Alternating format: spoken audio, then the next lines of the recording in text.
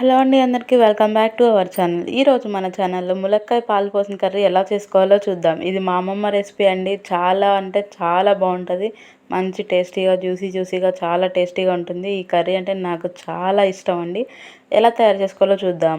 ఒక medium size 3 ఉల్లిపాయలు తీసుకొని సన్నగా తరుక్కోవాలి. ఒక 2 లేదా 3 ములక్కాయలు తీసుకొని చిన్న ముక్కలుగా కట్ చేసుకొని పెట్టుకోవాలి. తర్వాత మీద ఒక కడాయిని పెట్టి ఒక 3 టేబుల్ స్పూన్ ఆయిల్ వేసుకోవాలి. ఆయిల్ వేడెక్కాక అందులో తాలింపు దినుసులు వేసుకోవాలి. తాలింపు దినుసులు వేగాక మనం సన్నగా తరిగి పెట్టుకున్న ఉల్లిపాయల ముక్కలను అందులో వేసుకొని మంచిగా వేయించుకోవాలి. ఇందులో చిటికెడు పసుపును వేసుకొని మంచిగా మొత్తం ఒకసారి కలుపుకోవాలి.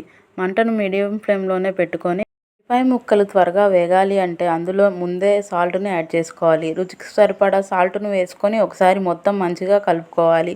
అలా మంటను మీడియం ఫ్లేమ్లోనే పెట్టి ఆ ఉల్లిపాయ ముక్కలను మంచిగా వేయించుకోవాలి. అలా ఉల్లిపాయ ముక్కలు మంచిగా మగ్గిన తర్వాత మనం ముందుగా కోసి పెట్టుకున్న మునక్కాయ ముక్కలను కూడా అందులో యాడ్ చేసుకొని ఒకసారి మొత్తం కలిసేలా మంచిగా కలుపుకోవాలి. ఆ తర్వాత ఉల్లిపాయ ముక్కలతో పాటు మునక్కాయ ముక్కలను కూడా మంచిగా మగ్గనివ్వాలి. ఇప్పుడు దాని మీద ఒక ప్లేట్ పెట్టి ఒక 5 నిమిషాలను మంచిగా కుక్ అవ్వనివ్వాలి.